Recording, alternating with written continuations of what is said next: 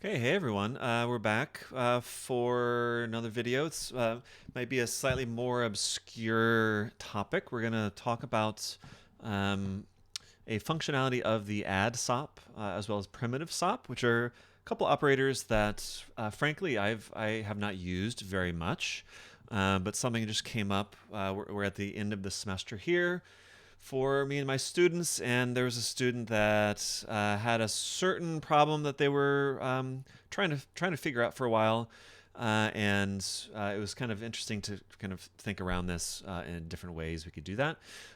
So essentially, the problem is that they have a given set of coordinate data points, which correspond to layers or sheets, let's say. So if you imagine one sheet has 4 points for the four corners, and then the next sheet has 4 points for the four corners, so on and so forth. And they have just a huge channel data of tx, ty, and tz points, all of which should be divided into groups of four to correspond to each layer. And they wanted to visualize each layer separately, right? And then you're thinking about that. If you start with, I just recreated this. I don't have the actual data, so I just recreated just a plain old noise chop, and I set something up so I have kind of 10 layers going. So this is just kind of fake data that I created.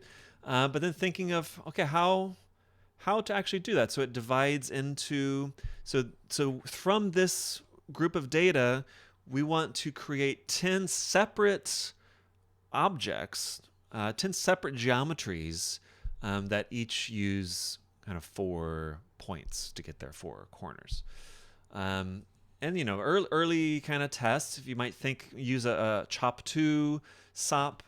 Typically that leads to something like this, where it's computing all of the points. We can see that through here, right? We can see all the points, but they're not separated, right? All the points end up being connected together. And then if you think about an instancing solution, it's kind of the same thing where, I put instance and have my chop here for tx, ty, tz. And then all of the points are visualized, but we don't really get the sense of, there's 10 separate objects that are connected. So one other solution, like as with everything with Touch Designer, there's probably actually 10 different ways you could do this. But one way that we kind of came up with, and I wanted to talk about it because it might benefit the larger community, is using converting this chop into a dat table of points, and then using the add SOP to actually create what we need. And we can see what ends up here is, you can see, so this is more like what we are talking about. So 10 different layers, or 10 different objects in this sense, because they're not really like flat layers because of my noise, and they're separate. So they're basically 10 different primitives is what we could say.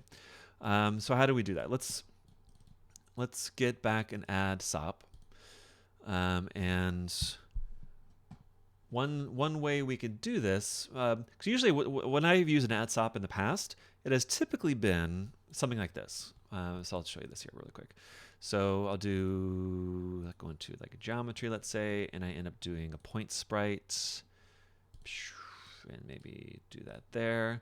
So for an add SOP, if we do add point, I can do like let's do 1 point, and it's at 0, 0, 0, which you can't even see probably.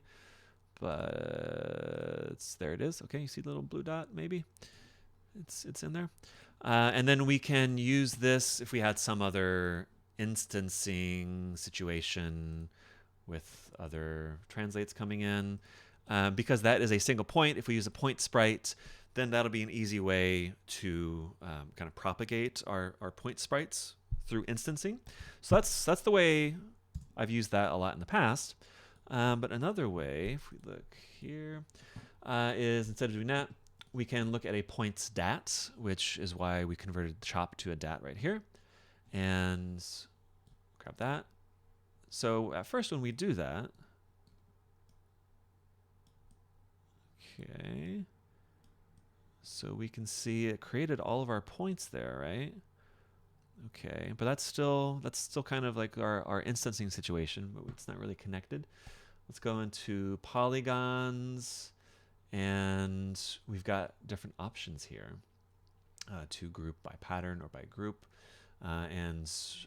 Pattern matching is a really powerful trick. I encourage you to kind of look into that some more in the Touch Designer Wiki. But for now, we're going to look at by group. Again, this group thing we don't need, but this is another kind of powerful SOP thing that you can look into on your own. If you go into group, maybe look up at the operator snippets to learn a little bit more about that. It's a way that you can group certain parts of points.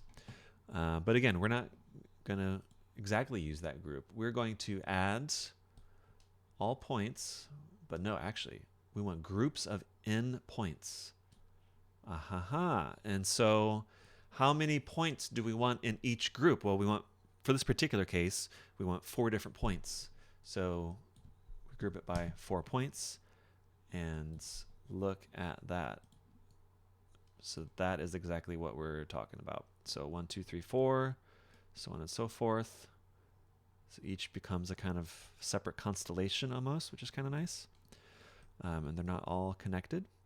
And then closed. That gives us faces for all of those.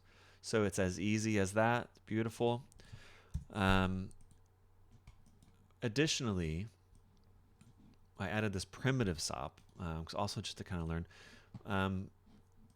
Because this has the closed here, we actually don't need it. But a primitive SOP, much like its cousin, the point SOP, these are ways that if you input primitives, you can change certain attributes of it. For a point SOP here, if we had just points, we could change the weight, we can change color and some other things. So I encourage you to look at the operator snippets for that also. If, let's say, the primitive SOP here would have been handy, because at first I didn't realize that we could just hit this close. But in the primitive SOP, if we went to face hull, this could create faces from simple line primitives. And so close U and close V, we could have just done one of these. There's a slight difference. It's kind of hard to see what straight and rounded really means. And that does the same thing as the closed here did. In case sometime you might have some other geometry that you don't have this option to close it. It's just line primitives. You can close it with this primitive SOP like that. But we don't actually need that right now. Let me close that. And then just finishing off with computing some normals. And that just gave me this right here. So, do with it what you need, of course. And then one other little point is more based in the chop parsing, so it's not related to the SOP stuff. But you can see I have, let's just do this actually. If I did just my noise here, you can see what happens. It's basically a huge pile of stuff that's all on top of itself. And so I added a little pattern chop I'm calling TZ offset, which was kind of making each object or each layer kind of offset on the Z-axis by a certain amount. So we can just go through this really quick. So it's more about the chop parsing. So I selected out the TZ. And so this little trick also, it's just an example of the way Touch Designer is so great. It's it's easy for beginners to just dive in, but then I've been using this for over 10 years, almost 15 years, and I've never really dealt with the step per cycle. And I don't use the number of cycles too much with my pattern chop, just the way I work. But I realized, normally for a pattern, you might see something like a simple ramp or something like that, right? It's like generating different waves of data. But what we're doing here is I'm making it 40 points because that's 10 layers times 4 points each, right? So 40 points. But I want 10 cycles in there because that's my number of layers. And that gives me this kind of weird kind of jump up. The steps per cycle is how much it jumps up per cycle, right? But we can see if it's a little bit less here. I can see, right? So it's my 4 points. They're not identical, right? So I need to follow this up. Because basically, this I want the z to be identical for all of my my z offset. I want it to be identical for my 4 points. So then I put it through a limit and I quantize it with that value step being the same as that step per cycle. And I've got a floor. I think if I do either way, it should be fine. Round, ceiling. So probably floor around is what I need. And so this kind of quantizes our 4 points for each of our layers into a certain offset. And that's how and then basically adding that with my normal Z, and then replace chop if you haven't used that before. If you have the same channel name, so here's the original coming in here. Whatever you have coming in the second input, if it has the same channel name, it's going to replace whatever is in the first input. So I'm replacing the TZ with my offset TZ. And that's how we're doing this little offset. So we can imagine different ways to do that too. But quick little video, nice little add primitive. And I should say one other way, it said the primitive SOP, one other way we could have done this is with a skin. You know, this does something similar to that. So let me, if I didn't do close here. Another occasion, if you had just faceless line primitives. The problem with skin is, in this case, it's harder to let us have those separated kind of objects. Because by default, it goes all points, which is just, it's making faces for the entire collection of points. And we could, oops, sorry. I still had the point to add. Okay, here we go back. Skin all primitives. I could do groups of n. Okay, cool. If I could do skin one primitive at a time, then this would work perfectly.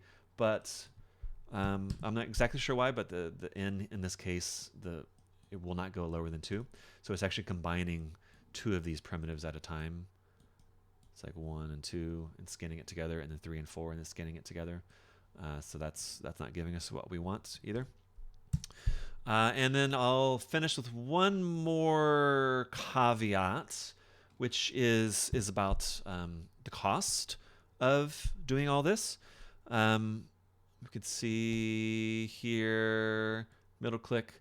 So I'm not changing this data in real time right now, but if I middle click here, we can see it actually took a long time. Like 0.475 milliseconds is quite long in frame time, because we want, if we go up to our dialogues here, performance monitor is a nice little tool. We can see a list of all of the things that cooked. Total frame time, so this one, it's super low, 5.222 milliseconds. If we want to get 60 frames per second, so you do the math, there's 1,000 milliseconds in 1 second, so that means our total frame time needs to be around 16 or 17 milliseconds total for all of our things that are cooking. So with this one operator taking half of a millisecond, it's kind of selfish, right? It's costing a lot more than most of the other operators. So that's something to be aware of. That's a reason why instancing is so great. It's highly optimized. It's using like GPU optimization in the way like the Geo is doing the work. Geo and the render top are kind of handing off things between the CPU and the GPU.